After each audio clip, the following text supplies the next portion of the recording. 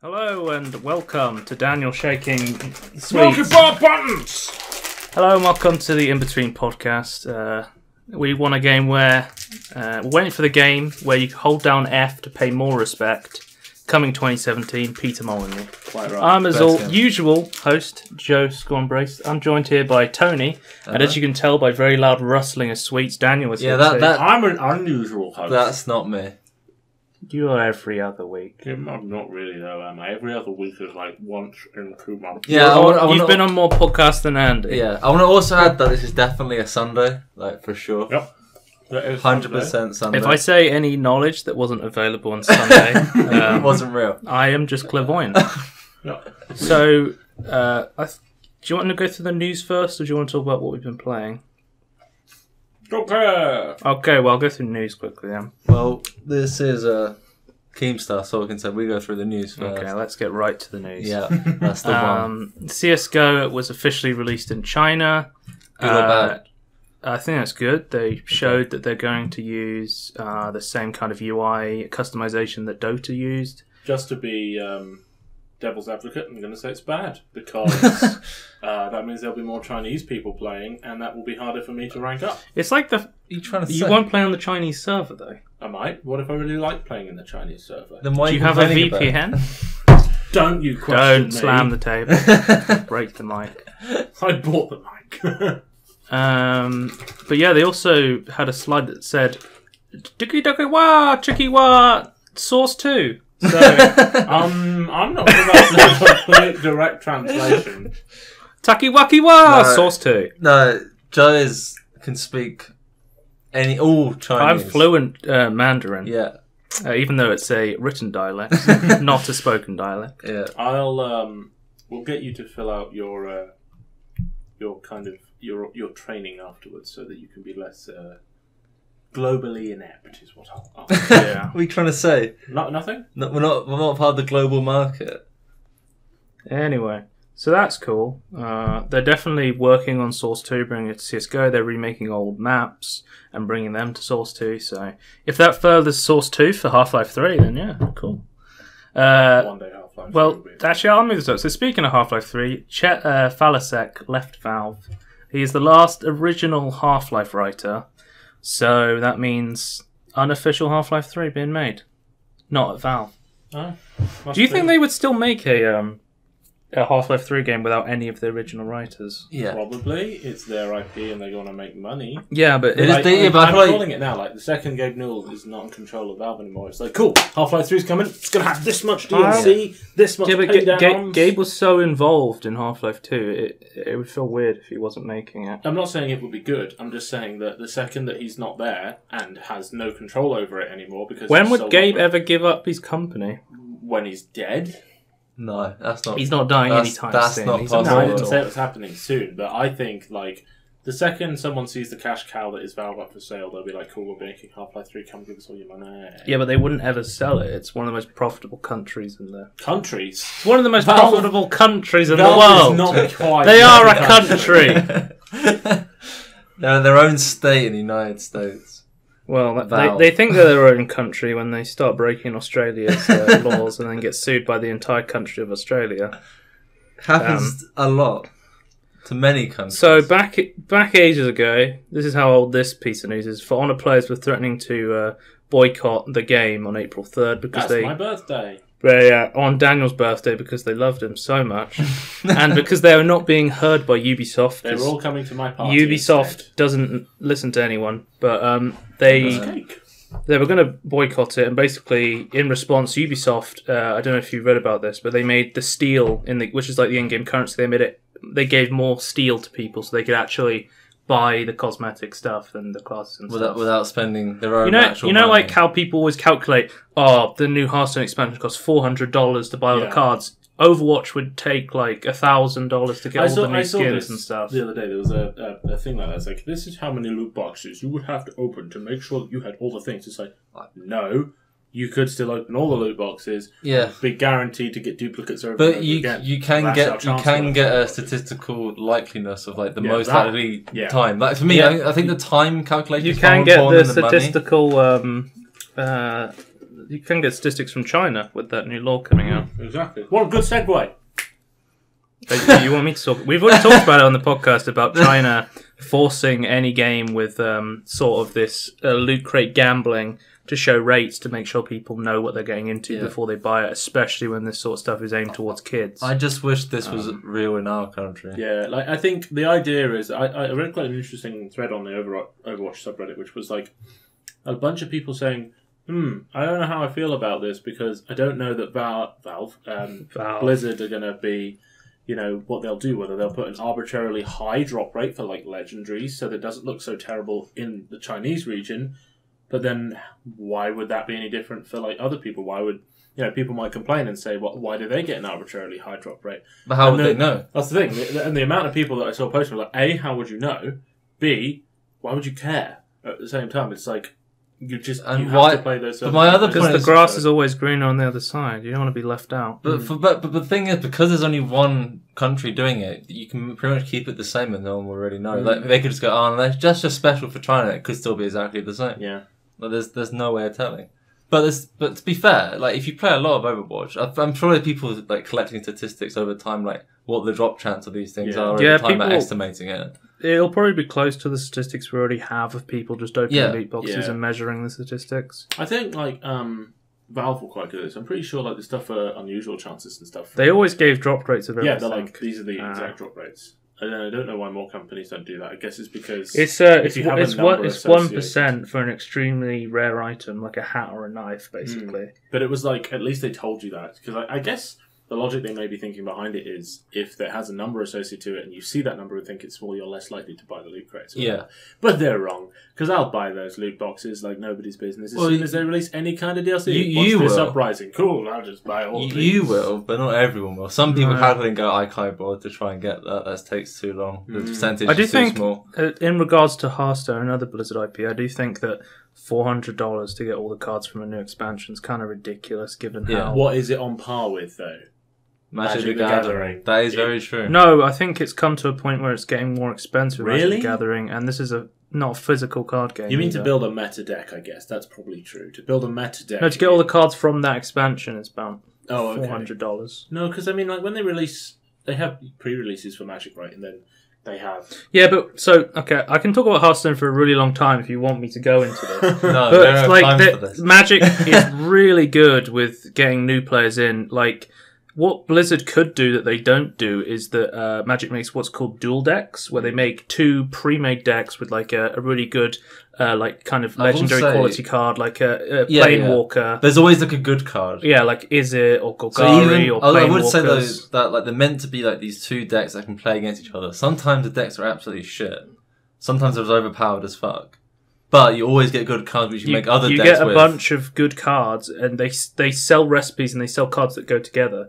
Blizzard make deck recipes. They could start selling these so people could target the cards they actually wanted. Yeah. Make deck recipes? What? But Hearthstone has deck recipes, right? Does it? Yeah. So the hell did this happen? You haven't played in a long time. Oh my god! Years later. You know how you had the pre-made deck that Blizzard made that was really shit and really old? Yeah. They made it so you had more deck slots, and another thing they did was when you're creating a deck, they made pre-made decks and said, hey, you should try putting these cards together. This makes it into a really cool deck, sort of thing. So they allowed people to use these deck recipes to make pre-made decks, basically, if they had the cards. And then they suggest cards if they didn't own those cards. So they could help newer players kind of learn what cards go together, what kind of decks people play. Okay. And that's one of the ways I think you could solve how expensive Hearthstone is, that if you sell deck recipes, then you're letting people target cards they want instead of giving them insanely amounts of Ultra Souls and duplicates and shit that people don't want. I guess that's true. I mean, I guess Blizzard are basically targeting the people like me that when they get their teeth into a game like this or Overwatch or whatever it is that has this loot system, they're just assuming this like, okay, yeah, we're not dicking over the small guys because we're letting them get what they want just a lot slower, but we're really just getting our funding from these guys who have got disposable income. The big difference between Overwatch and Hearthstone is that you don't ever have to buy a loot box in Overwatch, and you can play the game. That is true, I hadn't considered that. So, unless I spend like $400 on the Hearthstone expansion, I can't play the game anymore because I'm just getting destroyed by all these new cards that I don't have. You can be in bottom rank. Do you really want? I don't want to be. I don't want to get... The thing is, even at rank 20, people are still playing these super expensive aggro decks that just destroy people. Like, I know our friend Michael just doesn't want to play the game anymore because he can't afford any of the cards. No. And he just gets destroyed by super aggressive aggro decks. The prevalence of aggro decks is super If you came to me annoying. and you said, hey, do you want to play Hearthstone? I'd say, don't play it. You're just going to get destroyed. You won't have any cards. And you're just going to quit. There's like not much point playing it right now because it's a horrible experience for new players. Aggro decks, or the prevalence of aggro decks in the current meta is always terrible. They recently just hit 70 million players on Hearthstone. But are they real players? You're not one of them. Well, I also saw a video from Dane Hearthstone where he said he played against a bot like 5 times in a row. So wow. So that's a no. So the idea, everyone was like, "Wow, we really need new cards," because people are really fucking meme hard on Blizzard on the Hearthstone subreddit because they're so sick and tired of not being able to play the expansion because it's too expensive. He's like, "Man, if 70 million players, we all just made an extra account." Or then we could get 140 million, and maybe we can get another 3 packs from them hitting 70 million or 140 million. Yeah. Anyway, the sarcasm is real in those posts. Right. The sarcasm's so funny because Blizzard thinks about the game very differently to the rest of the community thinks about the game, where they're like, "Oh, they're playing Pirate Warrior, just play Control Warrior," and it's just like, that's not going to work. You're still going to die. The way they test they create these cool new decks and they go, oh, Jousting is a really cool mechanic. Let's build a deck around that. And it's like, cool, you tested a Joust deck against a Silence Priest or whatever. Now how does it go against Pirate Warrior? Does it lose on turn 3? That's what you said. Is like, just hire me, Blizzard. Yeah, you could just hire me and I'll just go, oh, we made this really cool, interesting deck. How does it go with against loads of cards Warrior? And it goes, cool, now I'm going to smash your face with Pirate Warrior. This is what's going to happen on the ranks ladder every single time you try and play until this. they decide to change older cards, like that they can actually do because it's not a physical card game. Like it's going to be this problem of not even feature, just power creep. They did that when I was playing Hearthstone on a few cards, but like not many. I think they acknowledged the fact that Dr. Boom was too strong, so they actually did change that. Maybe I can't. No, they never nerfed Dr. Boom. They removed him. They moved him to wild format, which people don't play. But people ask. Yeah, I'm too behind. So the main reason bailing out of Hearthstone conversation, I'm too far. So the main reason that Hearthstone is so expensive is because every 3 expansions they rotate the cards, so you can only use the cards from the previous 3 expansions. So it means if you got packs in like GVG, Naxxramas, Blackrock Mountain, you can no longer use those anymore. You have to buy all these packs to get the new cards to play in the standard game mode. What? Wait, so I've got Blackrock cards, I've got Naxxramas, and I've got GVG. You can't use those. You can use them in Wild. You can use them in the format nobody plays, that nobody gives a shit about. Really? Why are more people not pissed off by this? They were. We were. We talked about it in the podcast. I was pissed off and I said, like, normal should be what Wild is, and there should be then a competitive afterwards for those who really want to spend money. One thing Blizzard's doing, they're doing recently is they've just announced a Wild tournament for the top 64 Legend Wild players. And could they find 64 Legend Wild players? I don't know, a couple of Secret Paladins. They got 70 million after all. And they just made so they have a Heroic Tavern Brawl now, where they have the Tavern Brawl system, but it's kind of a massive noob trap, the Heroic Tavern Brawl, because it costs 10,000 gold. And That's then a lot. And then if you get 12 it's like Arena, if you get 12 wins, you get like 50 packs and a bunch of golden legendaries. But if you get like 0 wins, you get like 1 pack. So it's just like a kind of a noob trap. It's not worth it. And they've made a Wild version of it. So people actually are trying to play Wild, but the Heroic Town Brawl is kind of for streamers and nobody else. It's like they're catering to... They're making a Town Brawl catering to like 1% of their actual player base. So. Yeah, that's pretty crap. I had no idea all that had gone on with Hearthstone. Yeah, well, that's why I play Gwent. So. Yeah, coming soon. Fuck Hearthstone, play Gwent! Play Gwent. I've given you a key, Tony. I can give you a key to Gwent if you want to play it. No, I would totally do that. Actually making some good balance changes and things. They sent me 3 codes, so I can give you one if you want. Yes. Anyway, so next, I wasn't actually going to talk about Hearthstone, but I've been saying to Tony I need to talk about Hearthstone for a long time. I just had no one to talk about it with. Just bottled it up like fucking Hearthstone. We should have just a shit on Blizzard podcast the next time they do something really terrible with Overwatch. Well, okay, so I can shit. Wow. I can shit on Blizzard from Hearthstone, World of Warcraft, Heroes. No, I don't think Heroes has done that much bad recently. Heroes is actually one of the best titles, I think, for communication with the community and making updates people want. I think Overwatch is like top. Yeah. Heroes of the Storm. Diablo. No, Diablo has nothing coming out of it. No one knows with Diablo. StarCraft is actually pretty good, but I think it's still not up there. But I think it goes Hearthstone. Which has pretty poor communication. The main reason Hearthstone goes up so high is because of Ben Brode, because he is kind of the face of Hearthstone. He's the Jeff Kaplan of Hearthstone. Okay. Yeah, but he told me to put all the elementals in my deck, and I'd be balling. Yeah. And you told me that was quite funny. The new Hearthstone cinematic didn't have a song. Hearthstone has cinematics. You know, for the new expansions. They sing a song and stuff like Black Rock Mountain. Oh yeah. Okay. They have like little songs and stuff, and then the Journey to Angora didn't have one, so people on Reddit got really angry and said Ben Brode should rap a song for Angora Crater, and he did. It's like Angora Crater, you'll be there sooner than later. Nice. And people started editing that like they do with Jeff Kaplan and Overwatch. So I love those videos. Dino Flask, do more. Anyway, so we were speaking about Ubisoft. We were? Yeah, Ubisoft's ending Uplay support for Windows Vista. Oh no! Not like this. I can't believe it. R.I.P.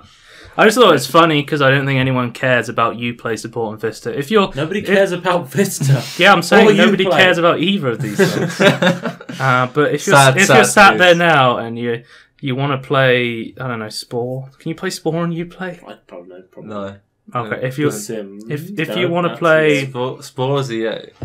But I don't know is it? Yeah. Oh shit, I don't even know anymore. It's through Maxis. Uplay Assassin's Creed. Assassin's Creed 7. Far Assassin's 7 Cry. Blood Dragon. I saw a leak. Apparently they were going to make another Far Cry game. Just what we wanted. I don't know why. Why are you surprised though? They've already made like cycling sim.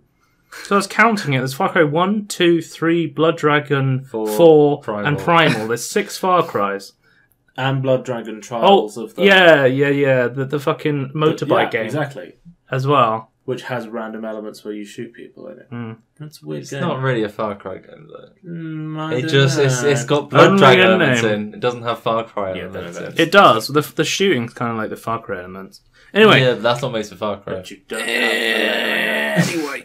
Darksiders 3 has been announced. It got leaked, and then there was an announcement video from our boys at IGN, and me and Tony were really confused because we were like, I said to him, I heard that it was being made by the original developers, and I was like, Vigil Games, and you were like, they don't exist anymore. Yeah, they don't. And I was like, well, it's being made by Gunfire Games, and I was like, but when I looked, and it was like, oh, Gunfire Games is just the developers of Vigil Games, and it's being made by THQ Nordic. I was like, THQ? Yeah, THQ died and came back as THQ Nordic. So there's a... Yeah, so... and Vigil Studios died and came back as... So THQ Nordic, they remastered Darksiders, the original.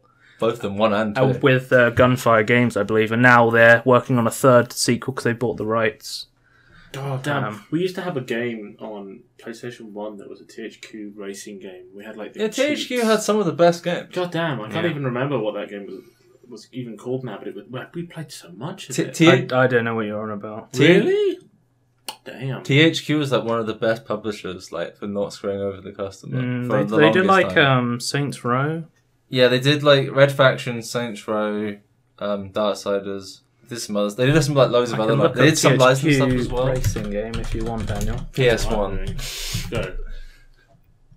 It's like a code. Oh, Cars! Game? It was the Cars game. It's like it was juiced. It's to put in THQ racing game and then put in Codemasters. Hot Wheels. Sure, it was Codemasters. Codemaster made Tocker 2 touring cars. That was it. It's that what? Shit was weird. It was like a weird Tocker. It's like touring car game. Just put in TOCA 2. How do you spell TOCA? TOCA. This is such a stupid tandem. TOCA Touring Car Championship. There you go. That was the game. Oh, you play that all the time. We put the only racing game I remember is Midtown Madness. Let's not forget Hydro Thunder, the boat. I love game. Hydro Thunder. That's so cool. I never realised until I went to Cineworld the other day. That game had like a massive arcade cabinet following. Like Hydro Thunder was in shit tons of arcades apparently. So weird. There's still like arcade cabinets in the theatre, isn't there? It's bizarre. Cinema Huntingdon. Anyway, continue. Oh, Darksider 3 is coming, and you're playing as Fury. You originally played as War, and then you played as Death, and then you're playing as the other horseman, Fury. And I think Strife is the fourth one, if they make another one who's like, he uses guns. Fury's like a female mage, and apparently they were going to release it ages ago, but apparently nobody...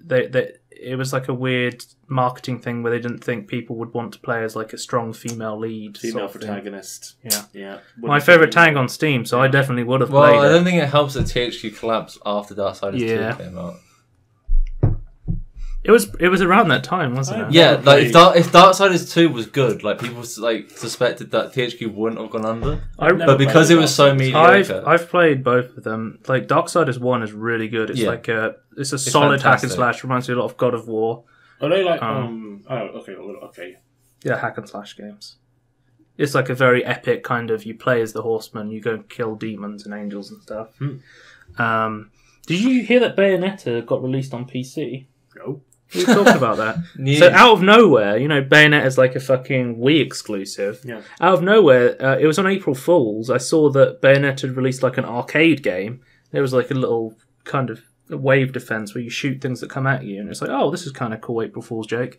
And then people are like, actually, the achievements for this game, if you put them together, they go to a website link. And then they're like, what? And it's just a countdown. And it counted down, and then it released a trailer that was like, Bayonetta, out now. And I was like, wait, does that mean now? And they just released Bayonetta on Steam. For £15. And I was like, okay, this port has got to be awful or something. It came out, like the Digital Foundry analysis of it, it was like 1080p, 60 FPS, 4K support. It was like a perfect port of Bayonetta onto PC. Yeah. And it was like, I think it was one of like the best sellers as well. Yeah, it's only £15 for the deluxe editions. You get more stuff than the original.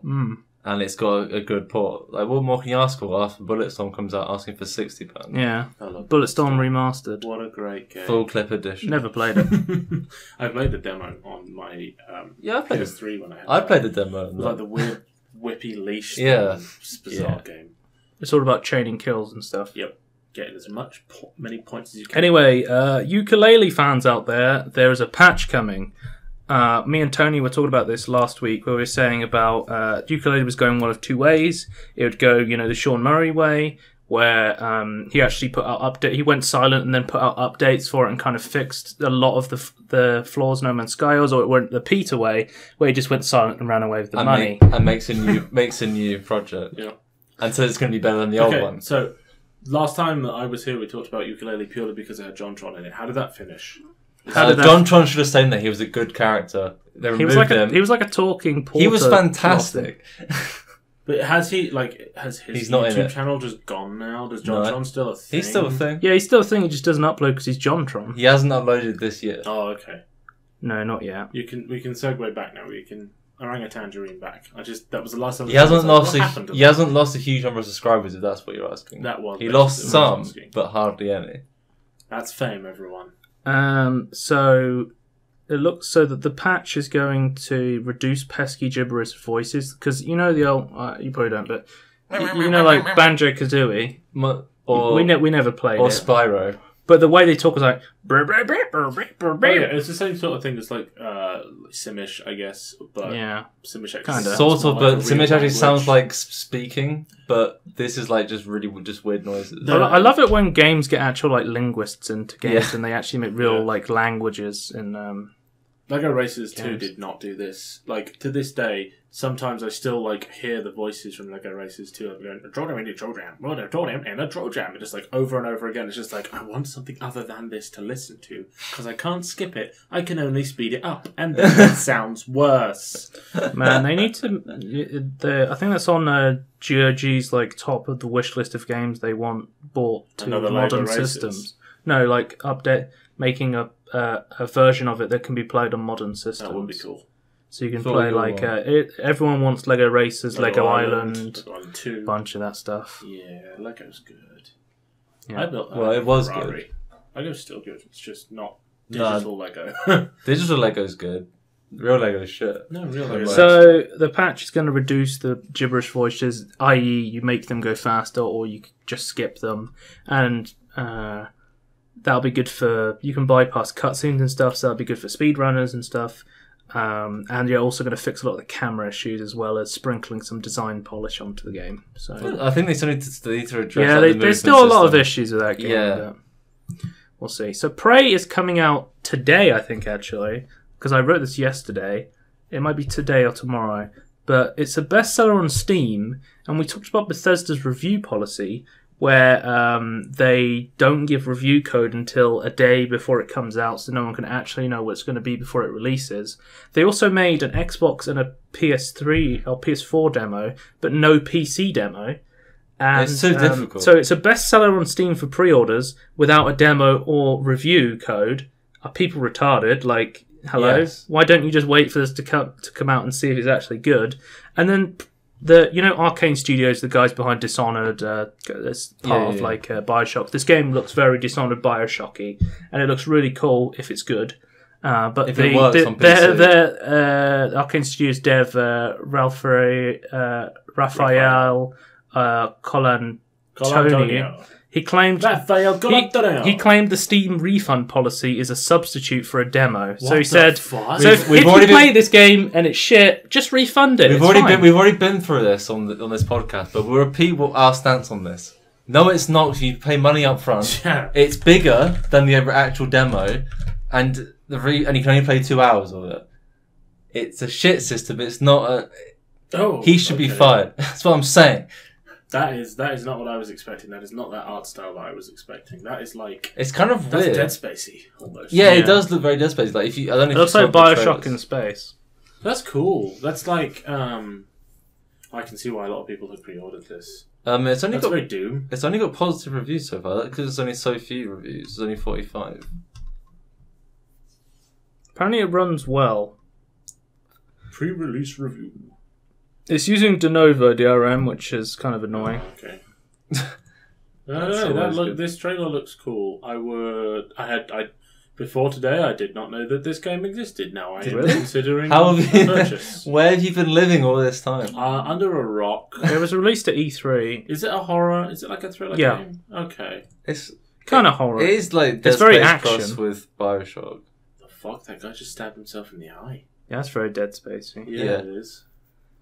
But it's made by Arcane Studios, so these are the people behind Dishonored are making this game. So this is really cool. I think Arcane Studios has some of the people from the original Bioshock as well, so you can see like this kind of Dishonored Bioshock influence in this game. Yeah, it looks cool. Yeah, it looks cool, but I'm not. You're following it. I'm not on your wish list. It's not going on my list until the fucking game comes out. Fuck you. 4 hours. Fuck you and your review policies, Bethesda, trying to ruin Arcane Studios. Is it like almost supposed to be Doom-ish? I don't know. Not really. We haven't seen like any actual real gameplay, so I think apart from like the PS4. I think and it Xbox is just like be an FPS-y horror themed. Okay, not a. There'll be a lot of action. Yeah. I've seen from the Steam trailer you throw grenades and stuff like that. So you can throw grenades. Sold. So, yeah, that's the end of the news. So, do you want to talk about what you've been playing, watching? Sure, I'll go first. So, I have watched the new Beauty and the Beast film. Oh, okay. The one with Emma Watson? Yeah, that is surprisingly good, but a little weird. Okay. Like, you're watching it. In what way weird? It's weird in that it's all obviously... You've watched it already in your lifetime. Yeah, I've seen Beauty and the Beast, and like shot for shot, a lot of it is basically identical. Right. But they're all live action, and you know all the words to the song. I mean, I know all the words to the song. I'm a Disney fan. I think most people know words to a lot of the songs. And then it comes out, and you just see all these people bursting out into song. You're just like, this is so strange. But then, at the same time, the story is slightly differently retold. Like, LeFou is played by, I can't remember the actor's name, but he's, so you know... Who's LeFou? He's Gaston's lackey, the short fat one that's like... The clock?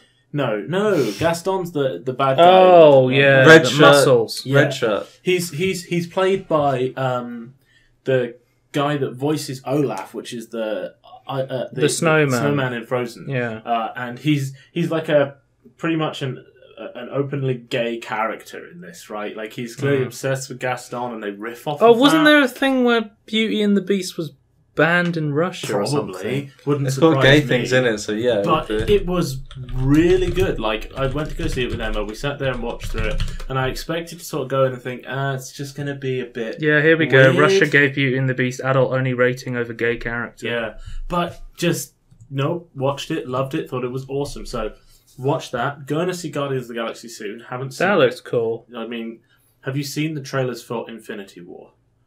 No.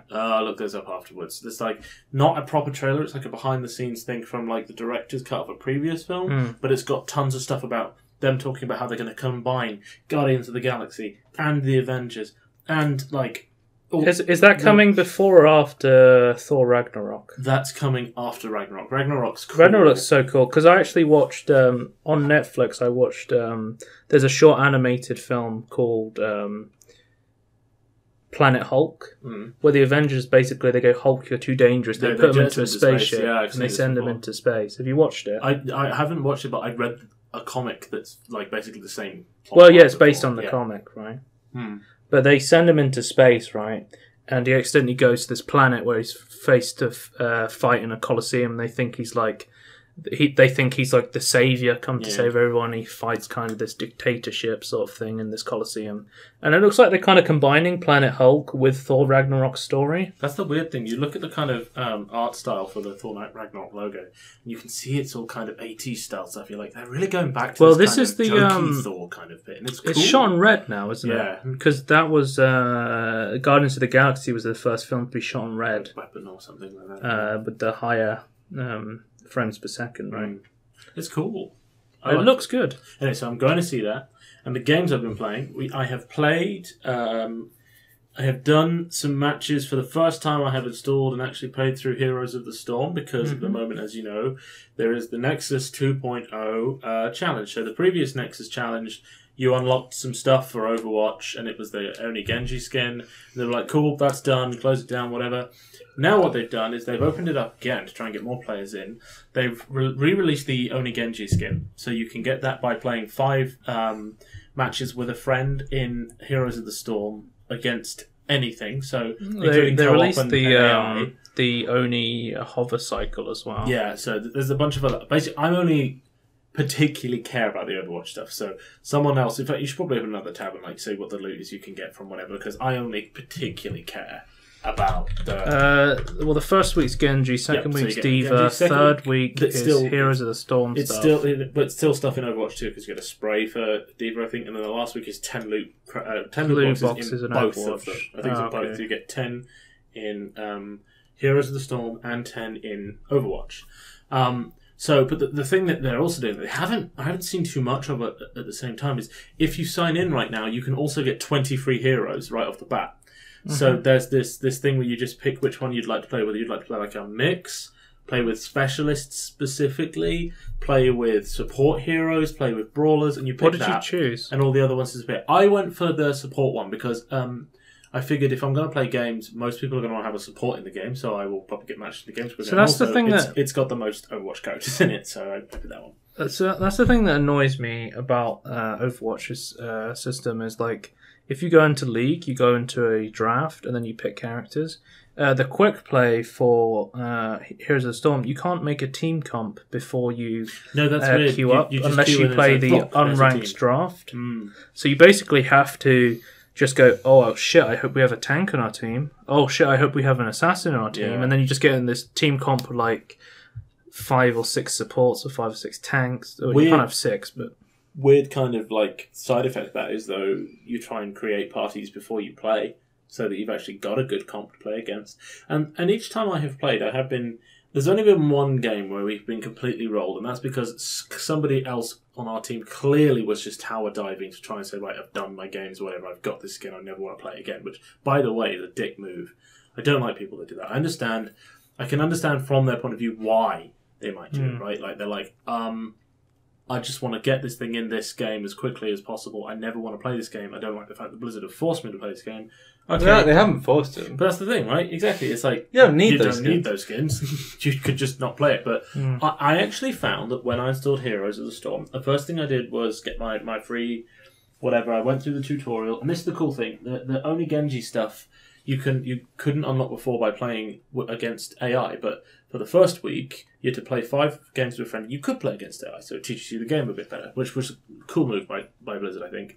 And then they're now on to week 2, which is for the one which pretty much everyone wants, which is the D.Va Legendary skin, where she looks like she's in her mech looks like a police car, and she's wearing like a police officer's uniform.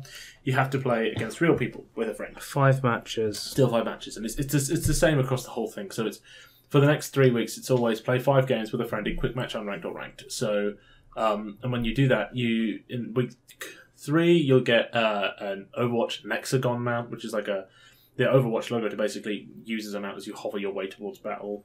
A banner to use in Heroes of the Storm. And have you realised what banners do? Because I know what they're doing. It's like pretty useless. So whenever they just drop when you take captures, right? when you kill a fort, it just drops the banner that you've chosen. I don't see sprays work like sprays. So you just hit T to spray. Yeah, no, but I think it's kind of cool. I am not a big MOBA player. In fact, I don't like MOBAs at all. Usually, I suck at top-down stuff. I am absolutely pants at controlling. You can play as Lost Vikings too, and you can play as Lost Vikings. And I was talking about Daniel about confusing characters in Heroes of the Storm, and Lost Vikings is a very confusing character. What do you do? You play as 3 separate characters at the same time. Well, it's kind of for like RTS players, right? So you put one in each lane, and you can make them come together, and they all get into a ship, and they start sailing across in this giant Viking ship and shoot things at people. What the? They're really confusing to play. Ragnaros is quite confusing because he plays like a boss, right? Ragnaros. Yeah, you can turn into buildings and stuff. Yeah, that's so confusing. See, Ragnaros was what I was like playing against, and at one point I didn't get it. Like I didn't play as Ragnaros, but I had a Rag on my team. Yeah. All I kept hearing is like, because I know Ragnaros not from World of Warcraft, but I know it from Hearthstone, just from the expansion stuff, right? So he just suddenly pops out and he's like, "By fire, be purged," and just like there's this massive Ragnaros. It's just like, what are you doing, dude? You're now rooted to the spot, you're ginormous, and you're not attacking anything. Just like, clearly this guy's like me. He has no idea what he's doing. He's a defender. So, yeah, I liked Heroes of the Storm. I like the fact that I don't have to buy items, as much as that sounds like such a noob way of doing things. It's nice to be able to just not have to worry about it too much and just focus on my abilities. I like the fact that no matter what I played, I'm sure there are, but I didn't particularly find a really bad build. Like, oh, that was terrible, I'm never going to build that again. It was just like, some of these things don't gel well together, but I'm still doing okay, because your progression is still the same. Well, I think a lot of these things people find too casual about Heroes of the Storm. Yeah. Because there's no last hitting. There's no individual XP. There's no last hitting in League either, is there? No, there's last hitting in League. Oh, is there? There's something... Denial. That's it. You can't kill your own minions in League to deny them from your enemy. You can in Dota. Yeah. Yeah, okay. Which is an interesting mechanic. That's it. There's no gold in Heroes of the Storm either to buy items. You just have talents. Yeah, so everyone shares XP. But you still have to be close enough to enemies to get XP. So you have to be in a lane soaking XP or killing minions. But I like the fact that there were different game modes. I know there are different game modes in other stuff as well, like in Dota and in League, where it's not just, oh, let's attack the towers or whatever, and it's just standard stuff. Like, there was payload, which really confused me. I was just playing, and then suddenly it's like, escort the payload, and I was like, payload? I'm on a MOBA. Why is there a payload? And sure enough, still no one but me was at the payload pushing.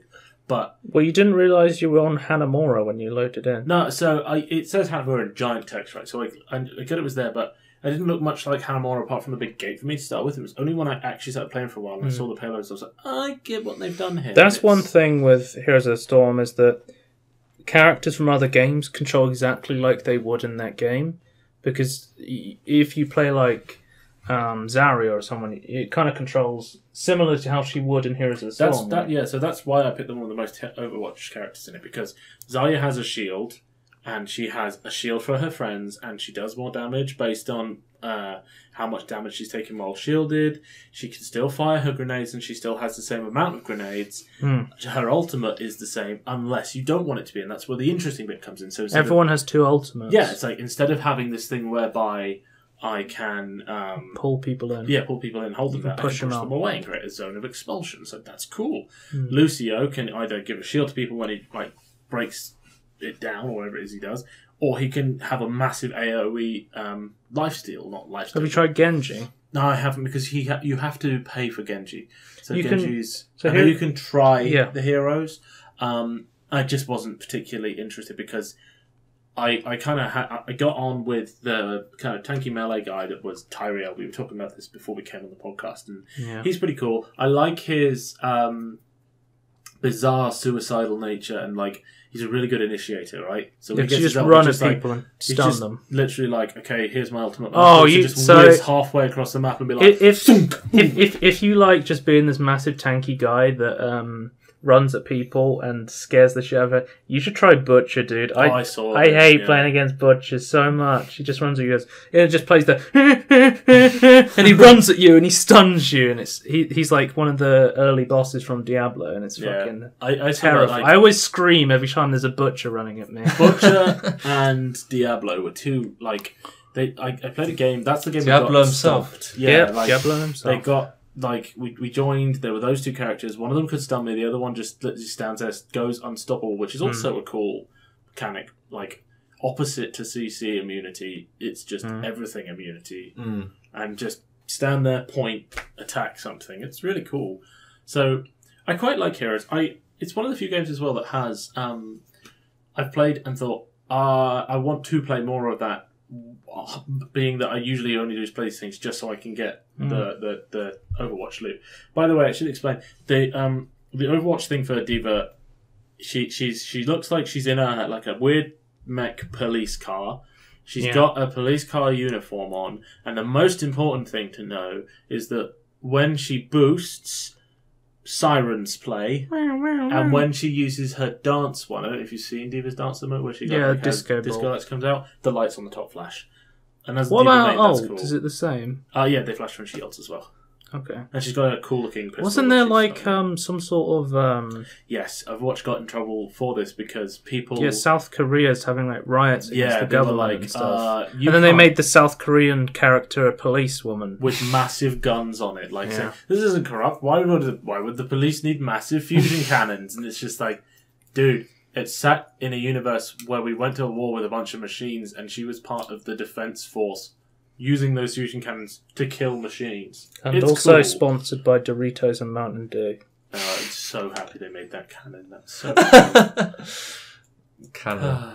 Anyway, so why are you happy? Here's a question. Are you going to uninstall Heroes of the Storm when the event ends? No, in fact, I've installed it on my work laptop to play it at lunchtime because I actually enjoy playing. That's the one thing. I will be crap at it, but I do enjoy it because it's not a terrible game, and I don't feel completely terrible at it. I've won a few games, which is surprising. I'm over every other game of Dota or League I've ever played. I've never won.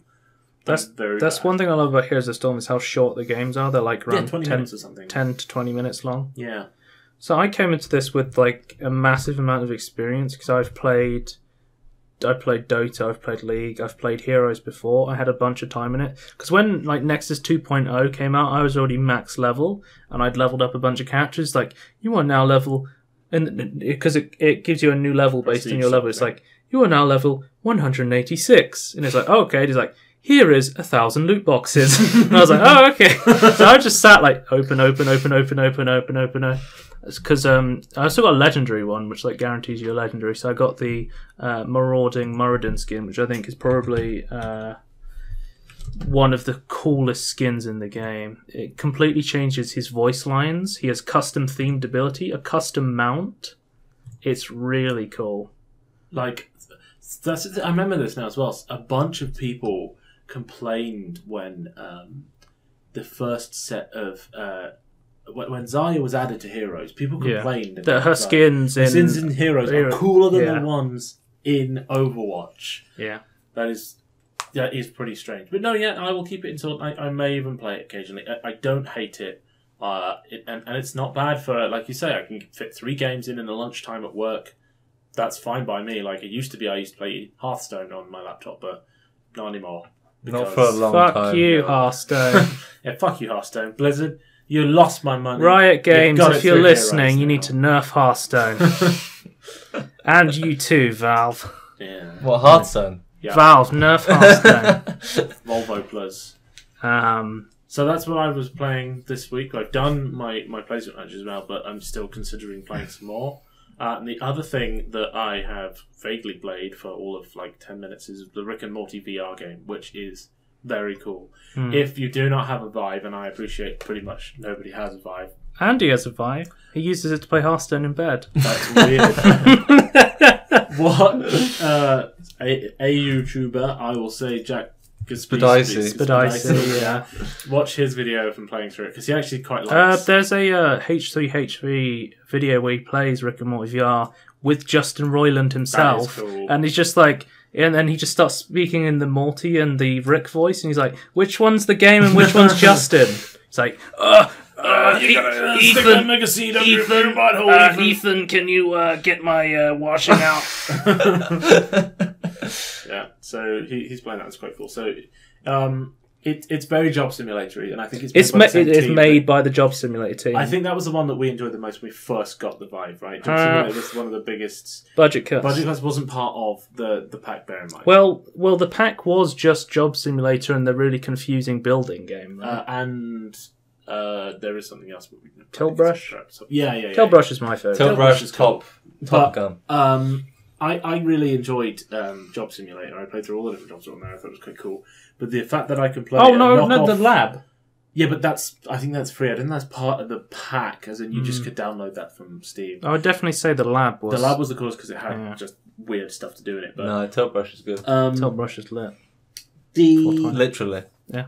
The whole mechanic of virtually being in the Rick and Morty VR world is just so cool. Like at one point, Morty straight up just starts shouting, just like, "No, I'm vegan now. This is canon. This is canon. It's vegan. Well, Series 4, Morty, all vegan all the time."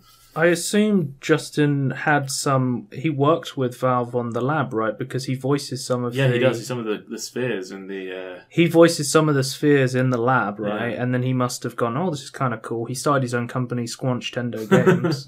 And they made the other VR game... Accounting Simulator. Yeah. Which did they use Job Simulator devs for that as well? I don't know that, actually. I don't think so. I think it's the same people that made... Do you remember there was a game with Simon from the Yogscast doing a voiceover, and it was like a Stanley Parable-esque game where you don't really do anything. It's called Professor Langstrom and the Tiger or something. No, never heard of that. I'm pretty sure that's the same company that Professor Langstrom and the Tiger. Yeah, I'll probably find it. There you go, Dr. Langstrom, the Tiger and the Terribly Cursed Emerald. So. Who's the people that made this? Does it say somewhere? Yeah, it does. Crows. So oh, yeah, they are the same people. Yeah, you go, accounting. So, it was... But I haven't played accounting. All I got one day is I went into work. Andy has. Before having watched all of Rick and Morty, went into work, and my friend at work who also watches Rick and Morty just comes in and says... Dan, go home, start your Vive, put it on, and download a game called Accounting. I was like, what? I thought you hadn't played Accounting. I haven't, but he was like, I watched it afterwards. No, I didn't, because I had no idea what was going on. And then afterwards, I just watched the trailer and it's just like, get out of here with all my fancy little tree world. Like, that's Justin Roiland. Okay, I understand why he told me to play this game now. But yeah, I want to play more of this because I bet there's so many fucking good secrets hidden in that game. So the dev is Alchemy Labs, which is Jump Simulator. Okay, there you go. And for the awesome. Yeah. The jumping down and not hitting things simulator. Well, I was going to say that I watched X-Men Apocalypse recently, actually. Is it good? Yeah, it's okay. Oh. It's just like a... Have you seen Logan? No. Logan's So good. those are like... I think I've watched almost every like Marvel superhero film apart from Doctor Strange and Logan. Doctor Strange is what I've seen. Doctor Yeah. Strange is really good. Logan is less, so it's not bad. I heard that it just had a different tone to He's the super X-Men dark. films. Like, it's just like I've never seen so many people get their heads cut off by Wolverine. So weird. Didn't like Patrick Stewart say that was his last X-Men I film think as so. well? He's getting pretty old now, Patrick Stewart. Yeah. Look up how old Patrick Stewart is. I bet I think he's like 70. I think he may be hitting 80 soon. No, I think he's 70. He's 76. Yeah, so coming on for 80.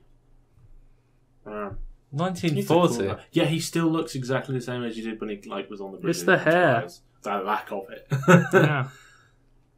Yeah, there you go. Someone asked him, like, in the, what is it, 23rd, 22nd century?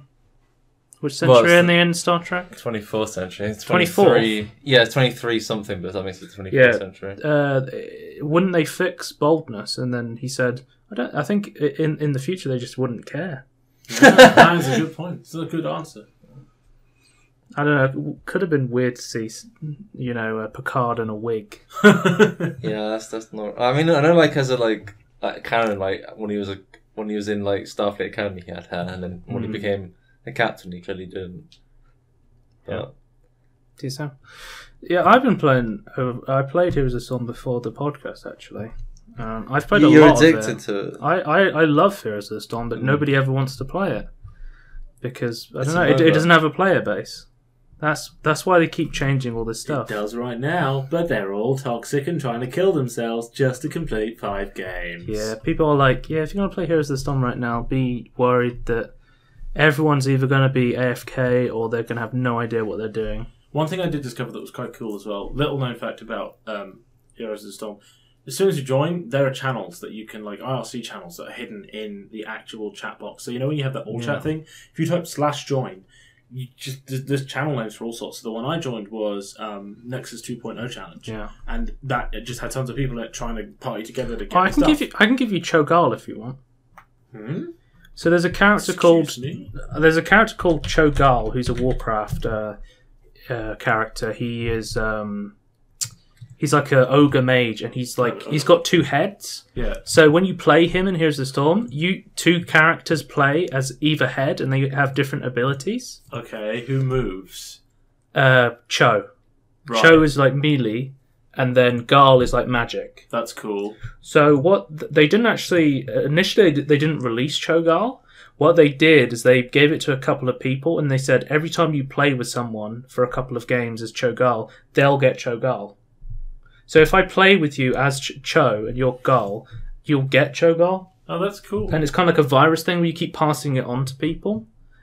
And the coolest thing is it combines your name. So what, are you Bracy on Battle.net? Yeah. We'd be like Scacey or something? Spawn Bracy? That's cool. Or depending on which way round we are. Scroll down. Who the hell's Felicia Day? What do you mean who's Felicia From the Day? Guild. Nope. You never seen the You Guild? don't know who Felicia Day is? She's like, so there was it's World of Warcraft stuff, but there was like a mockumentary series, like a comedy thing about a World of Warcraft guild, and she was like really popular. You never seen her? She does also, like board game stuff with Joss Whedon, doesn't she? She also voices Zoja in Guild Wars 2. Oh, well, the more you know.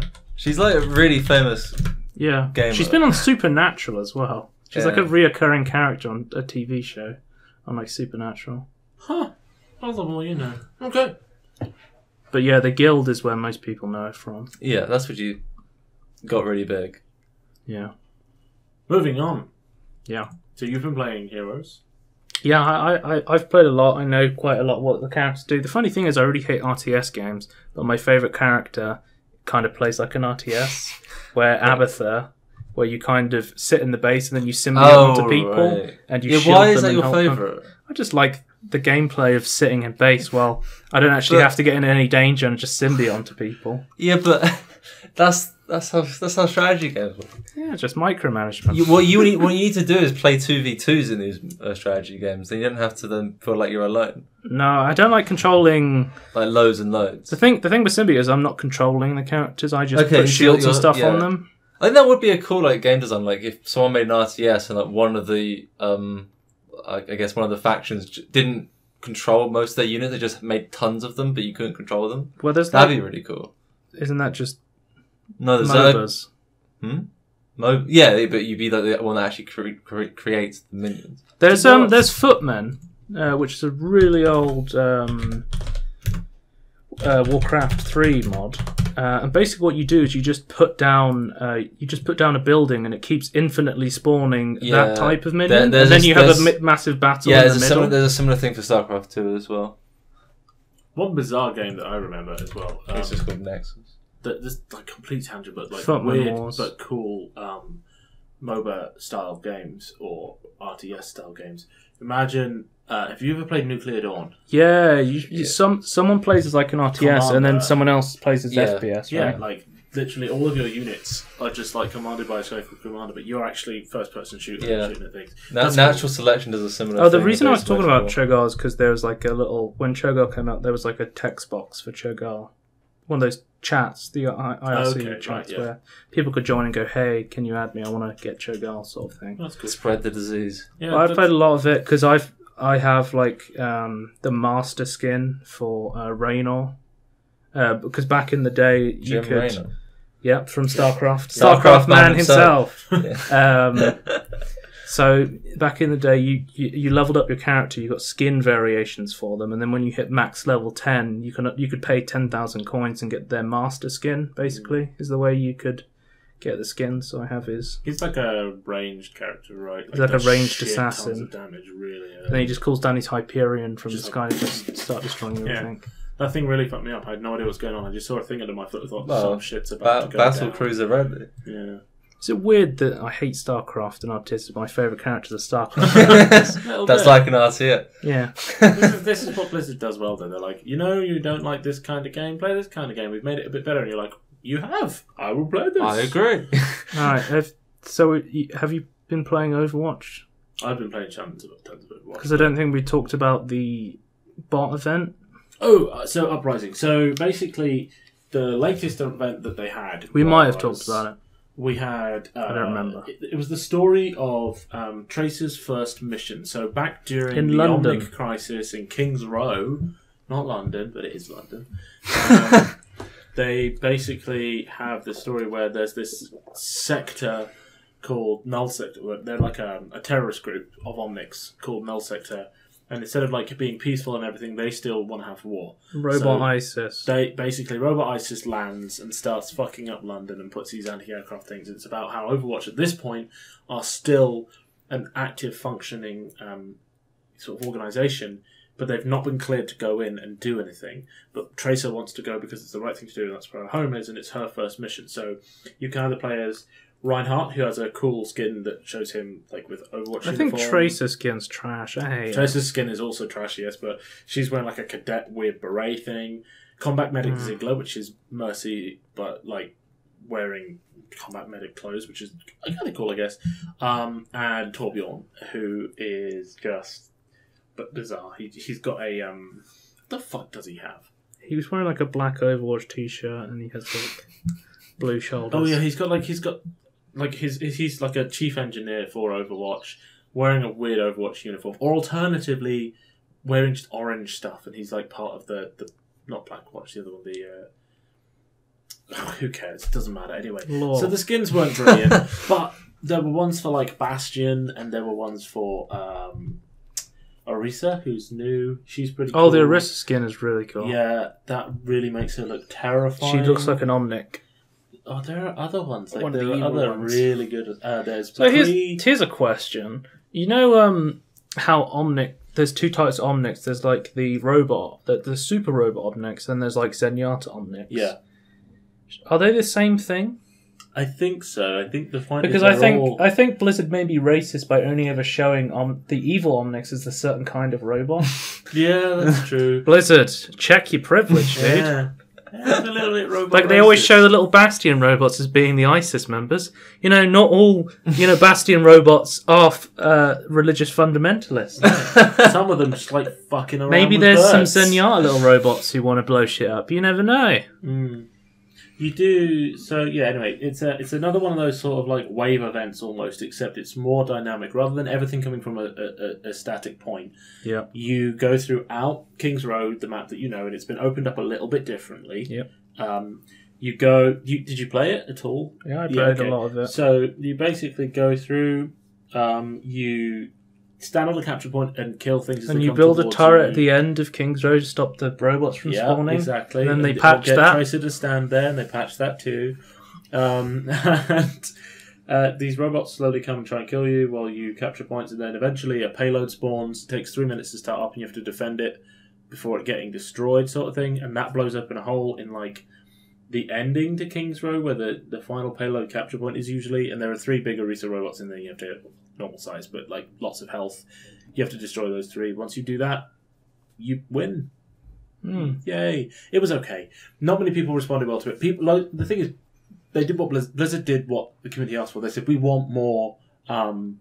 We want more events like this, which are PVE, like the Halloween one. Yeah. So they did it, and I just don't think it was well received because it wasn't very interesting. What people actually asked for, which I bet Blizzard are probably planning on doing, like a campaign. Yeah, like a weird campaign, but they want like Episodic. the battles from the Bastion cinematic, where he like has a flashback and sees like all these Bastion units setting up, and like your Reinhardt with a shield or Griffith, whoever, just like using his hammer throw thing to like wreck shit. That would be cool. But it was like it had a few different difficulty levels as well, and like on Legendary, it was fucking hard. Like you would get. Did down you complete so a quick. Legendary? No, it was too hard. I didn't. It was Martin like. did. Well done, Martin, if you're listening. Well done. I was spectating him while he completed it, and we were all cheering him on. That's why he completed it. That's French. That's what I said. He said he completed it, and I was like, Martin, you wouldn't have completed it without me cheering you on like that. Come on. Yeah. So that was the Uprising event. It's done now. It was weird. They have ended every every themed event at like 5 p.m. on the day it's supposed to finish or something. And Didn't they give an extra 12 randomly, extra day? And then everyone was complaining because they've been saving their things to see whether they got any more in their loot boxes, because they thought, well, I may as well wait, see if I get it, and then I'll spend unlock the them all at the same currency. time, right? And then suddenly they couldn't anymore. They're like, whoa, Blizzard, what the fuck? I now can't get this again because you won't put the event back on for ages. So they're like, okay, we've extended it by 1 more day. We won't do this, and it's this time that it will end. So, GG, Blizzard. I didn't really care about loot boxes in this event. No, I wasn't particularly interested, apart from the fact that I'm a bit of a completionist with like Overwatch because I've got so... Collect all the skins. I've got like... Skin pretty much all insanity of is them. taken on. Well, it's pretty much, if there's like a character I really like and they get a really dope skin, then I'm like, yeah, I'll play it. Like, I grinded super hard on the summer Lucio Ball because I loved the Lucio Ball event. It was super fun, super repeatable, And quick. super XP, and I really wanted the Tracer skin, and I got it, and I was like, Oh, the GB one with like the I didn't get the GB one. I got track and the field or whatever. I got the everyone one. Yeah. I didn't get the GB flag either for the player icon, so now I have to pretend I'm French. I have to put the French flag on. I'm French. I'm French. I was the one I didn't unlock because I didn't care too much at the time, but I wish I had now.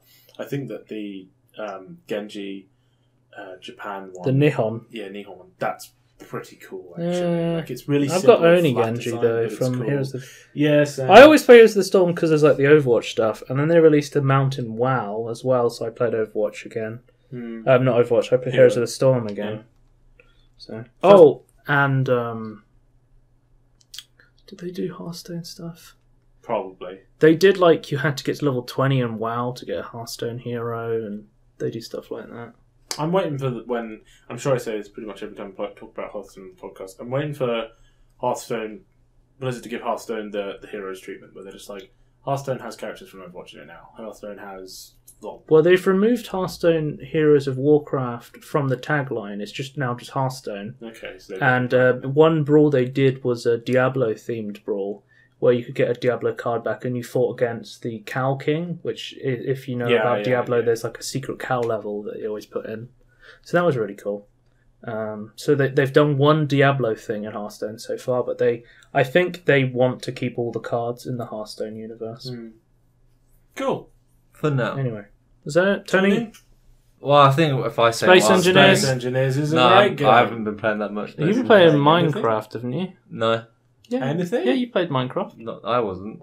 I thought you were playing with Michael. No. Oh, okay. Well, Tony hasn't played anything. I played a little bit of Guild Wars 2. Finally got the elite specialization of the Reaper. Cool. Reaper's a character from Overwatch. You are mistaken, Tony. Please reconsider. It's the class of. It's like the Guild Wars 2 is actually really good. It's like and it's free to play.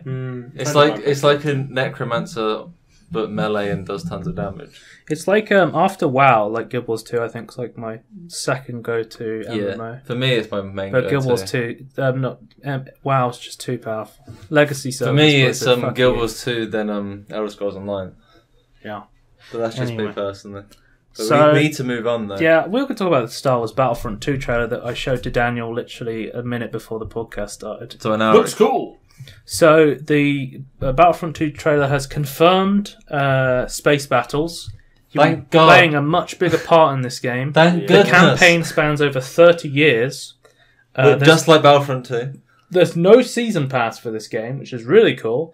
Only a deluxe edition containing some advanced modifiers. What does that mean, Daniel? You played the first one. Advanced modifiers. So do you know what that means? Modifiers like the little cards that you get, right? Okay. So it's like, I got this thing that's a thermal detonator. Yeah, and it's like, I've activated. Is that like a loadout?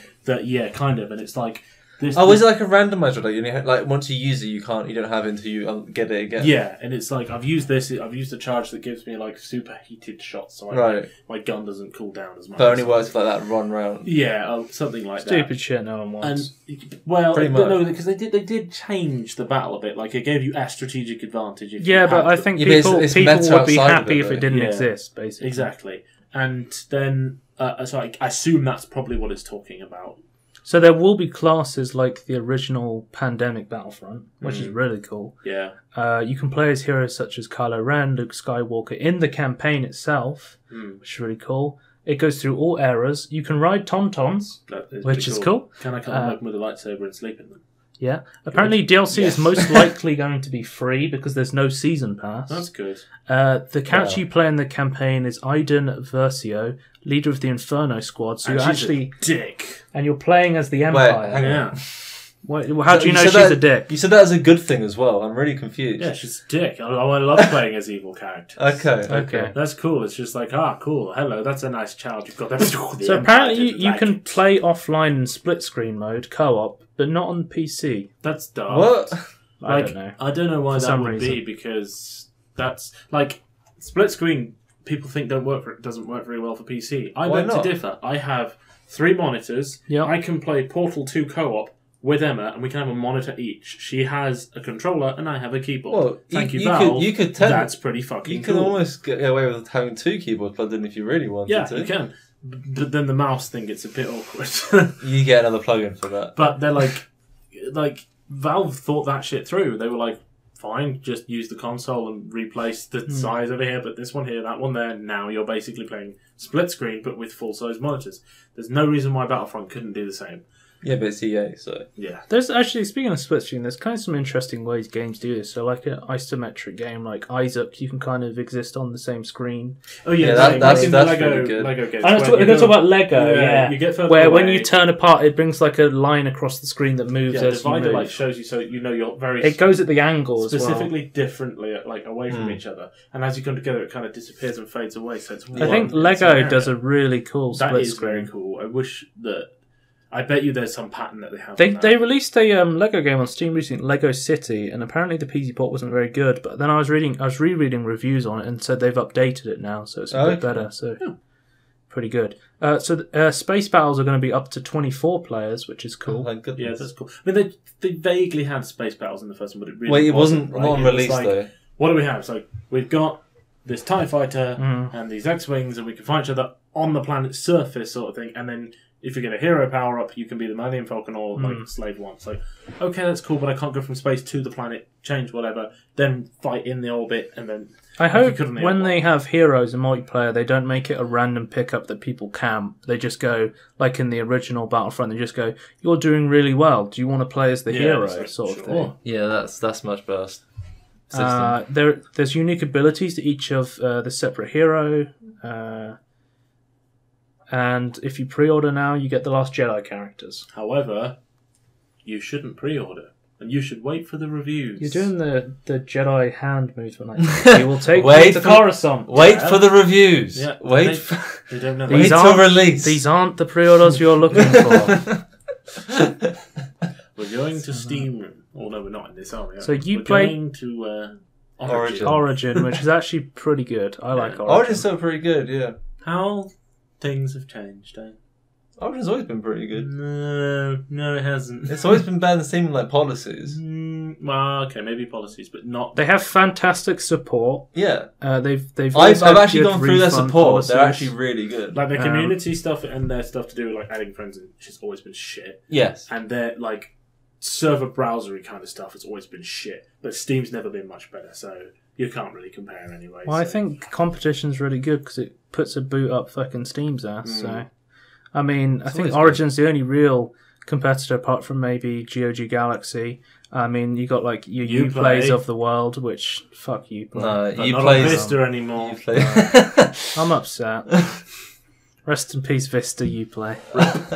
You want to talk about Battlefront 1 then? Because you've Battlefront just 26. Is it 2015? 2016? Battlefront. Because the fucking Prey game coming out now is called Prey, which is Prey 2017. So it's Prey. It's going to be Prey 2017, or Prey 17. Or if you played it last year, Doom 2016. Yeah. Can we stop calling games the original title? So we have to add arbitrary numbers on the end to know what the hell we're talking about. The new iPhone or iPad or whatever. It's like just ditch the. Yeah.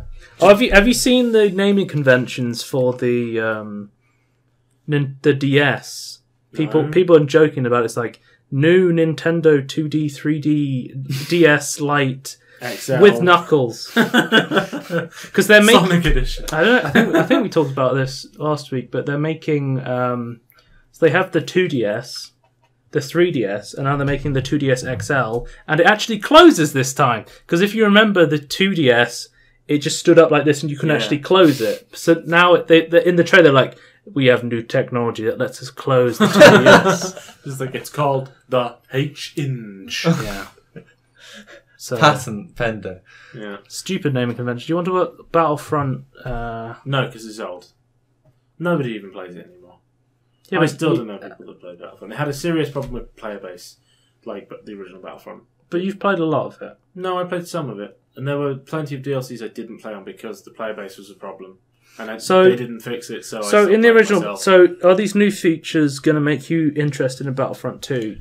Space battles, a campaign across all of the different campaigns. The campaign is super. The fact that it's got space battles and campaign, yeah, okay, that makes me slightly more interested. I just wish it was in the first game, and I wish I hadn't shelled out so much for it in the first place. What makes me more interested in the fact it's like, oh, cool, I'm not just arbitrarily locked to this series of films now. I've got the whole thing to play across, which is more cool. I think those two things are cool, and then the fact there's no season pass and likely just free updates. Very cool. If it goes down that route, then it's like no DLC. I'm way more interested in this than I was the previous game. Yeah, for sure. As soon as I heard there was no space battles or there was no campaign, I was interested. Yeah, so you bought the game. You were interested. I was less interested. Okay. But still more interested than us. Yeah, but I also have disposable income. It's true. Don't have very much. I think a lot of people are complaining that it wasn't like Battlefront, it was more like Battlefield with a Star Wars skin. It looked fantastic, but that was about it. Yeah. So, Viveport, the Vive Hub by HTC, is going to be adding in VR adverts and track your reaction to them. So, if you were playing like Rick and Morty VR in the Vive Hub, say for instance, you could just get an advert for like washing powder, and then based on your eyes' reactions to the washing powder, they go, "Ooh, that's some good statistics on how his eyes looked at the washing powder." Oh, he was really interested. He was really engaged. What do you think about people, ads being hard for people to see now that they're shoving them in your face in VR games now. I'm pretty sure it might ruin at some stuff. point what will happen is there'll be some kind of law passed that's like, this is borderline subliminal messaging. That shit is outlawed. Stop it.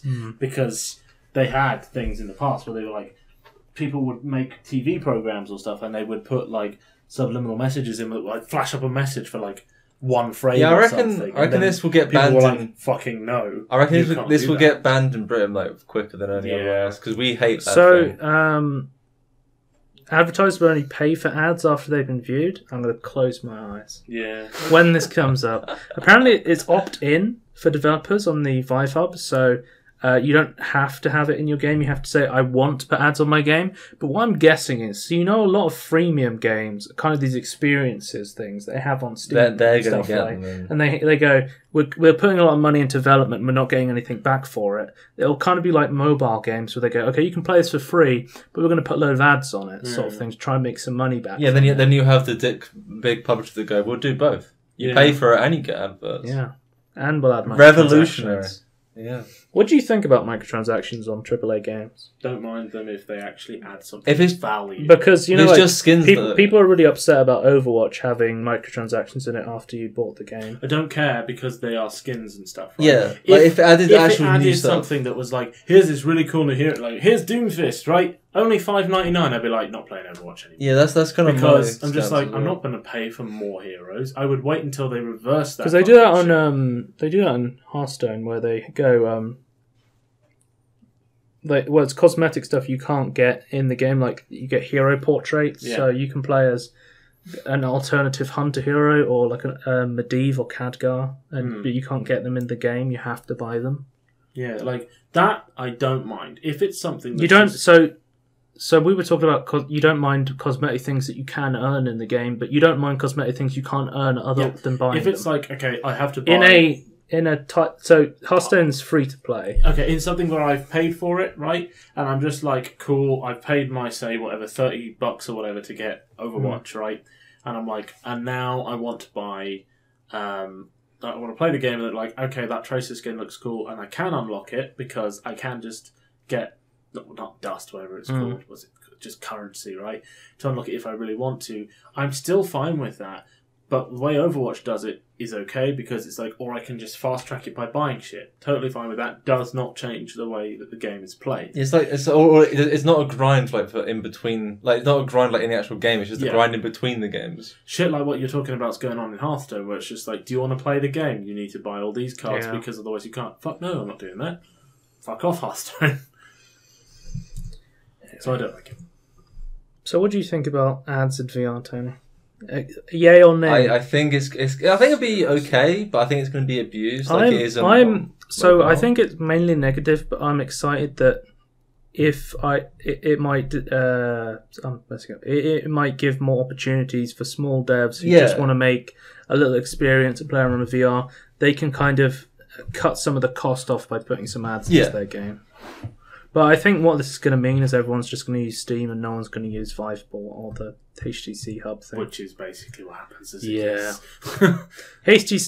it's like HTC and Valve have a partnership, and HTC is like, we're a mobile company. We put ads on all our stuff. Why don't we try putting this on our stuff? And then Steam's like, yeah, do that on your stuff. We're PC guys. We know people aren't going to stand for this shit. We'll keep it off our system. PC guys more.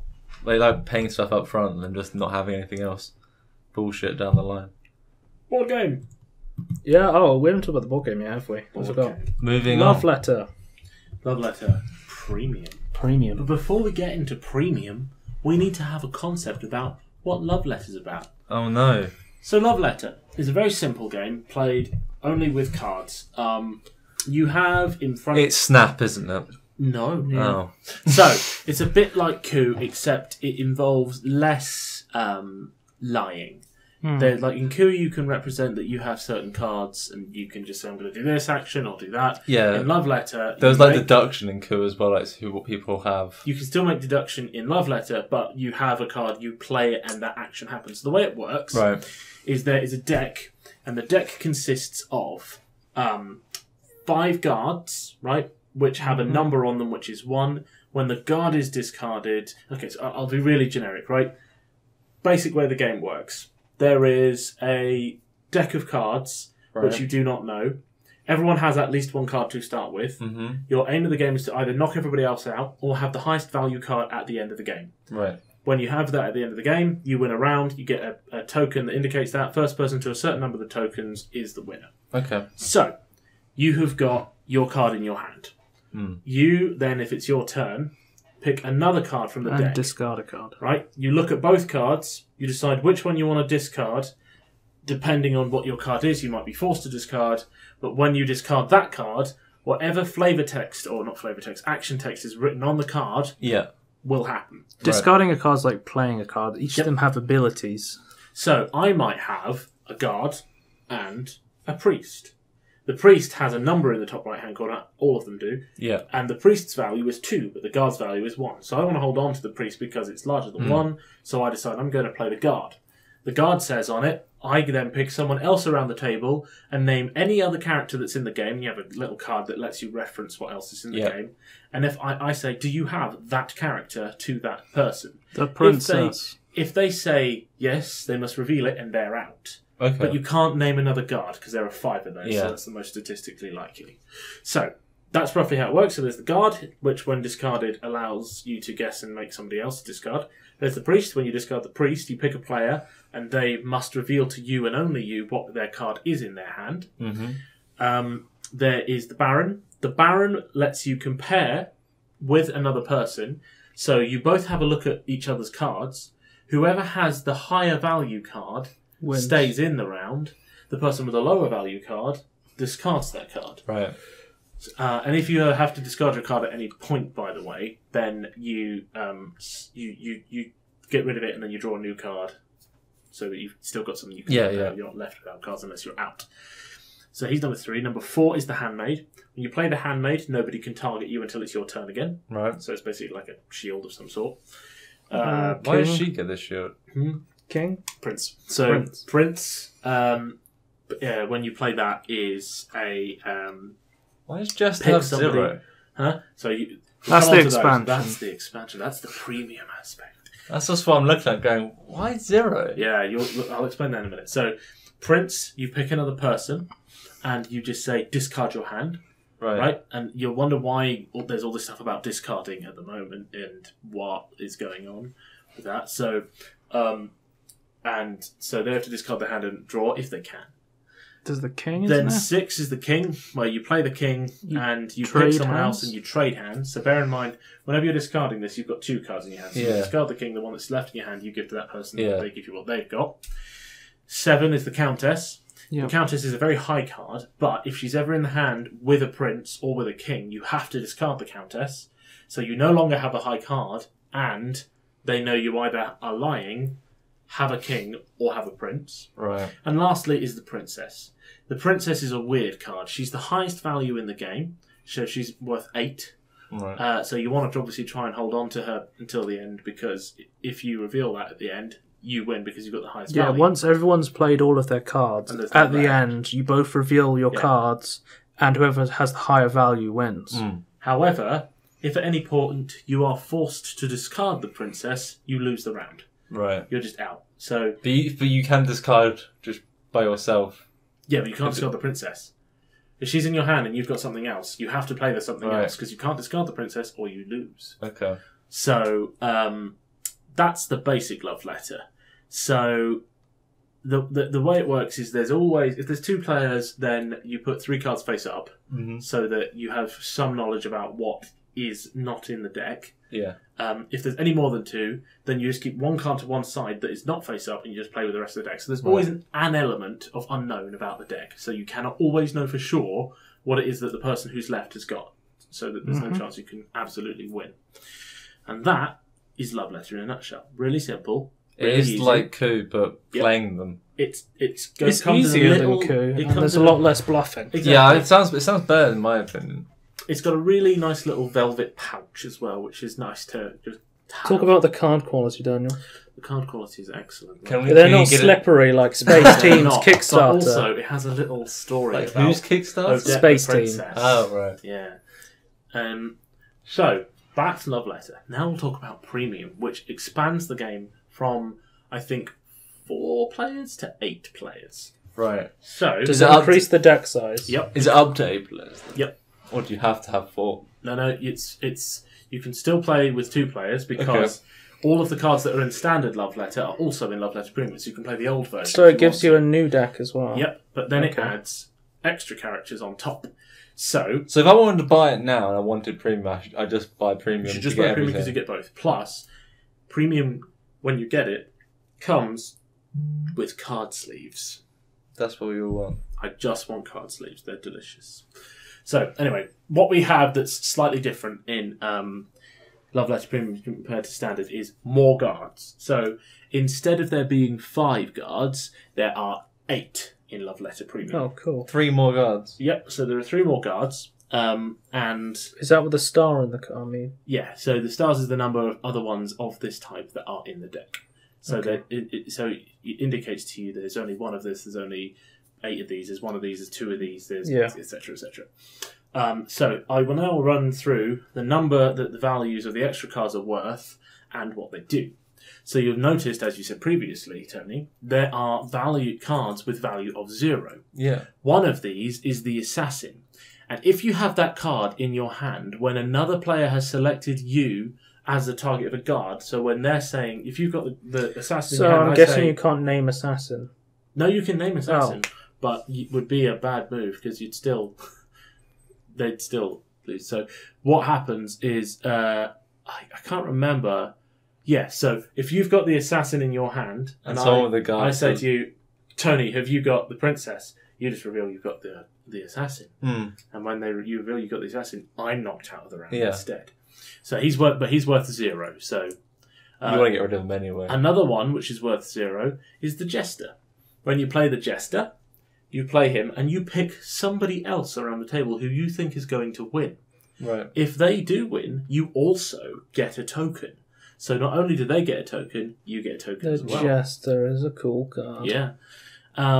Then you've got the Cardinal, and the Cardinal lets you choose 2 players.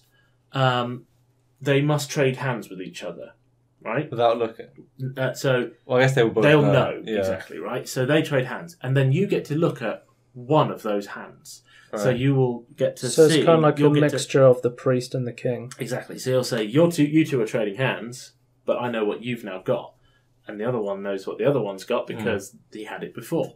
So that's an interesting one. There's 2 cardinals. Mm-hmm. There's the Baroness, which is like the priest, only she says she looks at 2 people's hands instead, and she's worth 3.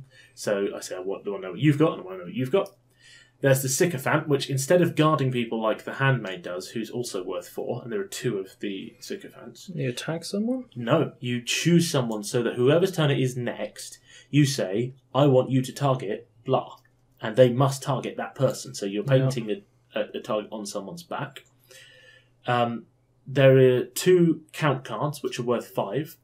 If at any point you discard the count, then your total value at the end of the game is increased by 1. So if I had a count in my discard and my final value of my card was 4, I then instead have a value of 5. So I might beat somebody out on that. Yeah. There's the Constable. If there's only 1 constable, he's worth 6. If the constable's in your discard pile when you're knocked out of the game, you still get an affection token. So it's like winning the round for being knocked out. Constable is a bastard card that no one ever wants to actually have there. There's only 1.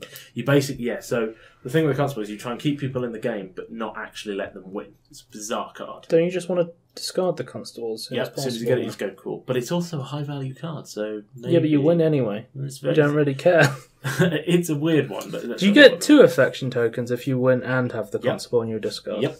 And you've been chosen. But you can't win. And you've chosen someone as the Jester. Yeah, but you can't have the constable in your discard and win because it's when you're knocked out of the round. So you can't be knocked out if you're winning. Oh, okay. Yeah.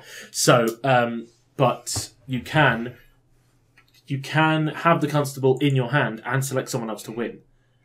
Not the constable in your hand, sorry. You can have the constable in your discard, select someone else to win with the Jester, and get 2 affection tokens without winning, sort of thing. So he's 6. 7 is a Dowager Queen. Dowager Queen is like a Baron, but backwards. So you compare. Whoever has the highest value is out of the round, rather than surely the just value. as like broken in 2v2 or like 2 players. That's why you don't play with a large deck. You play with the original deck. I think you can only play with 4 to 8. So there's a minimum of 4 in this, because that would make sense. Yeah. Okay. So she's worth 7, and there's only 1 of her, and that leaves one of the more interesting cards, which is the Bishop. So the Bishop, as some of the other cards in here you will have noticed, is another one where you have another chance to get an affection token. So with the Bishop, if you discard him, you pick someone, you guess what they've got. If they've got it, and you can't guess guard, then you win the round. No, if you correctly guess what they have, they're knocked out, and you get an affection token for guessing correctly what they had. So it's super powerful. He's also worth 9. But he still loses to the Princess, who's worth 8. Regardless of the fact that he has a higher number, the Princess always beats the Bishop, specifically. Even if there's count or whatever, it's still... Even if you do, like, the compare thing. No, it's only when it comes to the end of the game. Okay, so you can still do the Baron. Yep. And the Bishop would beat the Princess there. Probably, not sure. Okay. But it does specifically name the Princess, like it's written on the card that's her. Okay. And those are all the extra cards you get with Love Letter Premium. It's a really good game. Sounds really good. Wait, so with the Bishop, the Constable, and the Jester, you could win 3 affection tokens in 1 turn. Constable, Bishop, and Jester. So, yes, Jester, because you would say someone else is going to win. Constable, when you're... Well, yeah, Constable and Bishop, you get an affection token Bishop, before you end. Yeah. So it's So do you play with more affection tokens to win in the expansion? Yes, you do. Okay, that makes sense. How many affection tokens do you need to win? It depends on the amount of people playing. Okay, so you have to play more rounds to get the ultimate winner. The rounds do end up being longer because there are more cards and more people playing, therefore. And that is Love Letter Premium. Sounds good. You're trying to sell it. I'm sold. Tony, you sold. I'm pretty sold because I quite like... I like the idea of coup, but I'd never like the playing of coup. A little bit too samey every time. It is. Do you have the expansion? I don't have the expansion. A friend at work does, but I will buy it. It sounds really good. Because I want a little bit of a board game. Like I played Through the Ages, weekend and a half ago now. That's pretty fun. It's like Civ 5 but without the map and a board game. It's just like, like in Civ, that you have happiness, food, minerals, sort of. You have resources with minerals in Civ, but you have and culture and science, and you have soldiers. Those are all the things you collect and like do with Through the Ages. But you don't have like a map to like move about. You just like compare with each other basically. Like the main bizarre top trumps. Yeah, the main goal is just trying to get like the highest culture at the end of the game. It had a weight rating of 4 out of 5, which means it's really confusing. Yeah, it is really confusing. Like, I would say that the first time I only played like 1.5 times. The first time I didn't find this confusing. Really? No, it's probably like a 3. Yeah, 3 out of 5. Yeah. Look up. I would say it was a 4. One of the next ones I'm going to play. Look up King of Tokyo. Bet that's quite a low weight. King of Tokyo. Yeah, that'll be the next one we cover. 2011. Yeah. Are you going to remember this? Yeah, weight rating of 1. Yeah, and that now look at Dracula. What the heck is it called? It's Fury of Dracula. Is that the someone plays as Dracula? Yeah. 2nd edition or 3rd edition? 3rd edition. It's got more numbers in. Yes, okay, it does. 3. That is the one. Yeah, quite hard to pick up. Okay. Not as hard because when Tony's talking about the Civ board game, it reminded me of Small World, and I really loved that game. I thought it was really fun. It looks quite good. But it's got a map though. We played it. Yeah, we did. I think we covered it on the board game too. Yeah. On the podcast. On the podcast. We're on the podcast. I'm sure we I was going to say with VR news that Lucky Palmer has left Facebook. I think you mean Palmer Lucky.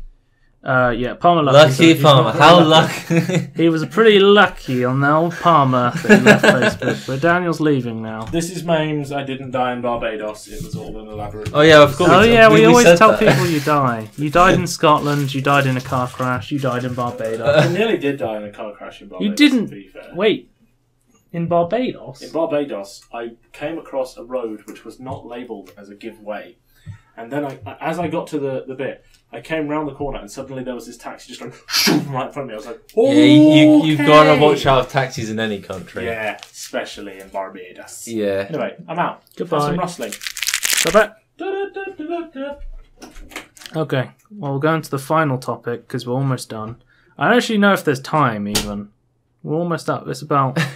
Because I put bonus topics onto this podcast. No. I was like, maybe we'd run out of stuff to talk about. But then Daniel got me to rant about Hearthstone. If you want to talk about this, like, so I know we're going to go super in depth into this. I'm going to do this next week. We'll go into Tony's wish list. Well, no, but we can just skip the Tony's wish list this week. No, it's a staple.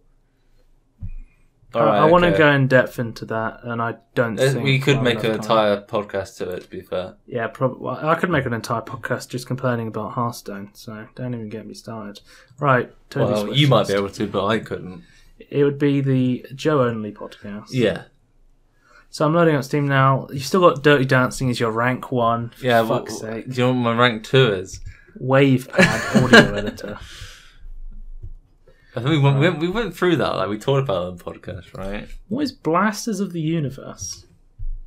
I'll be honest with you. I haven't looked at my wishlist for a long time. I don't really remember. VR Bullet Hell. I'm going to watch the trailer. So this is a Blasters of the Universe, the first of its kind, bringing the bullet hell genre into first-person VR. Oh yeah, this intense gameplay is heavily reliant on physical movement, requiring the player to duck, dodge, twist, turn, and maneuver their way through tons of enemies and hundreds of bullets. Early access. I thought it looked really cool. And it's in VR as well. Yeah. I like the art style. The art style's cool, and I like the idea of a bullet hell in first person. But you're still on a platform in the trailer, at least. Yeah, I can't remember how you dealt with the bullet hellness of it. I can't remember if you Is it room? Let me check. Is it room scale? I believe it's standing. It's standing and room scale, so you can play either. You can play in your toilet, or you can play in your room. That's what I got from this. It's Oculus and it is HTC. Yeah.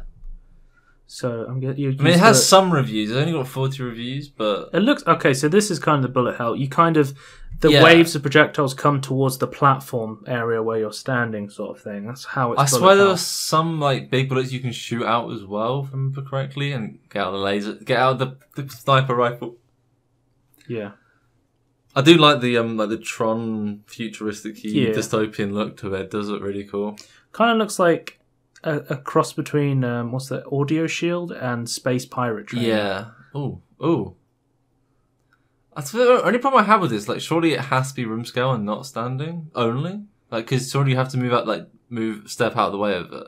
Surely the bigger room you have, the more you can get out of the way.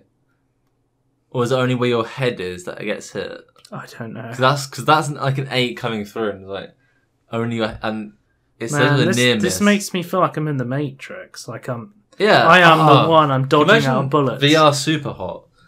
They're making VR super hot. Yeah, that'd be so like the Matrix. Though. Have you not seen any videos? Yeah, no, I've seen the first trailer. I haven't seen anything else other than that. Have you not seen gameplay? No. There's a gameplay of Terps playing VR super hot. I haven't seen that. No, you should watch that. He plays 3.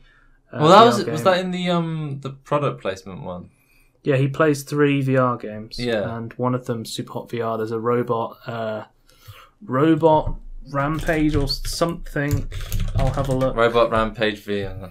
Robo Recall is the name of the first one he plays. Oh yeah, I saw this one. And there's another one that I haven't seen yet, so I can't talk about it. But it's really cool.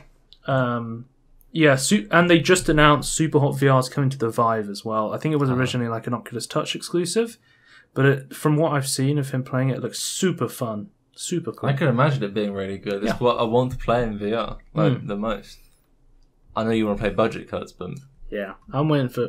Well, it kind of looks like budget. It's kind of like budget cuts where without the stealth elements. Yeah, in a way, it's the strategic element of it, but not the stealth. It's weird because it's like super hot where time when you move when you do. So if you just stand still in VR, it doesn't move, and then when you move in VR, it moves. It's so cool, and like you can like punch the enemy, so you can just like punch them to kill them and stuff, and throw things at them. It's more.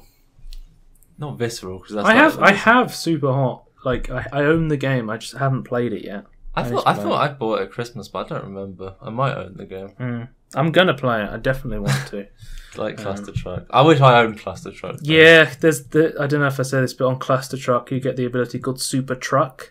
They're where so trucks good. only move when you do. That's my first playthrough of Super Truck. Super Truck. It's not Cluster Truck, it's Super Truck. Because what happens is when you don't move, all the trucks move. When you hit the ability button, it just goes Super Truck. Yeah. Because for the alpha test around April Fools, they released like a full set of 2016 April Fools. Yeah, they released a bunch of demos where they made it Super Truck, basically. Yeah. Oh, but back to Blasters of the Universe. Would you blast this onto your wish list? Tony, you added it to your wish list. It's on my bloody wish list. It's that good.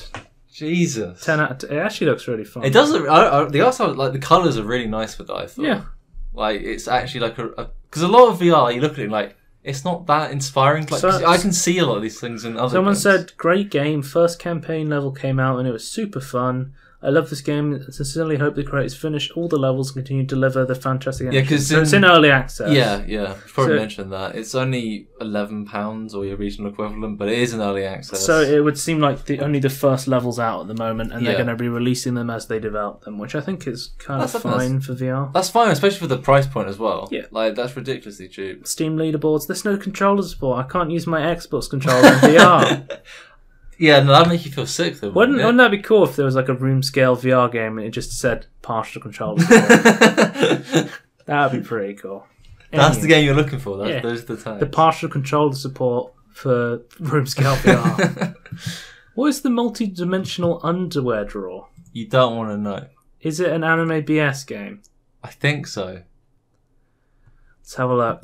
The multi-dimensional underwear drawer is an Otomi visual novel in which young Hannah finds eternal love or death. What's Otomi? I'm gonna Google it. Otomi. An Otomi game is literally a maiden game. Oh, this is my main one. In Japanese, is a story-based video game that is targeted towards the female market. Well, especially for me then. It's made for you then. Why is it in early access? It's got the Otomi tag as well. I don't know. What needs to be added? I don't understand. It was picked up from Steam Greenlight and it died. And it's got an achievement with a picture of blue pantsu on it, so it must be really good. I mean, the game's called the multi-dimensional underwear drawer, so yeah. Is that a no from you? Like, I feel like we've already gone. It's already on the not interested list because it's a shitty early access. It was weird. I just thought it kind of looked interesting, but I like. Yeah, I think it's Otome because you play as a girl, maybe. Yeah, I think you play as a girl and like the love interests kind of characters of the guys, right? I don't know, Tony. You're the one who put it on your wish list. I don't remember. I'll be honest with you. You were drunk when you put this on your wish list. It has a demo! Should I download? It's on your not interested list wish, and you're going to put it on your demo. The thing is, though, I always try and give games a chance if they have a demo. Because like that I'm always going like. On about... Yeah, to be fair, I think to have demos. I would try it, even bad games, if it had a demo. Yeah. Like, that's true. Can you download the demo, Tony, and see if it's good? Okay. I'll do my best. If I remember, I've got other games I need to download from the demos. I still need to play Book of Demons demo. Yeah. I mean, I've watched you play it, but I need to play it myself. Sup? Is this just a Z game? Minimal physics puzzle with explosion. Have we talked about this before? I think that was Zup 2. Zup 2? I added Zup 1 to it, and it's a very stupid reason. Yeah. I noticed on someone else's Steam page they managed to spell their name out using achievements from Zup because it has every single letter in the alphabet, in the English alphabet. That's what they chose to do, just spell out their name. Yeah, and I thought that's pretty cool. It's a cheap game. It's like 15p or something, isn't it? How much is it? Like, is it gone up now? I can't remember. It's 20% off. It's like 79p. I saw it when it was on like for 15p or 20p or something, and that's gone only 20% off at 63p. We must have not talked about this because I just looked in the. We haven't talked about this. We must have saw it and not actually. So it's like a casual indie physics-based puzzle game. It looks like a Flash game, basically. Yeah. It's a really basic jumping puzzle, but I've only picked it up because it looks easy and I can get the achievements. Thus. Well, that's Toby's wish list. in record time. So we'll end the podcast with a Peter Molydeux tweet. And the tweet I've chosen this week is: imagine a VR game where the boundary wall is actually a character that you will fall in love with. Next level. I can imagine this. I like the tweet reply to it that says, "It really is you, Peter. I had my doubt, but this seals the deal. This is really Peter." I just imagine this guy going, "Is this really Peter? I can't tell if it's Peter or not." He's like, "No, this is definitely Peter now, for sure." He's talking about boundary walls that you fall in love with in VR. This is Peter Molyneux for sure. Anyway, that's the end of the show. vid.me/inbetweenpodcast. YouTube.com. Type in everything in between podcasts. Yeah, we don't have like a custom URL because they stopped doing that for some. I know the reason why. It's stupid because anyone can have any name now. For that reason, we have to have a unique ID, which is not rememberable in any way. Thanks, Google. Twitter @Scorn2000. Tony doesn't exist on social media. No. And real world. Facebook Scorn. So I'll post everything there. I'm most active on Twitter if you want to read my tweets. I was talking about Prey, and I was talking about Peter Molyneux. I was talking about Ice Poseidon getting banned on Twitch, and I will talk about that next week because we just didn't have enough time. Yeah, you want to go super in depth. I want to go super in depth into live streaming. Tune in next time. If you like live streaming, check us out next week because I'll be talking a lot about it. So that's the end of the show. Tony, do you have anything to add? Not really, no. Okay, well, goodbye. Bye.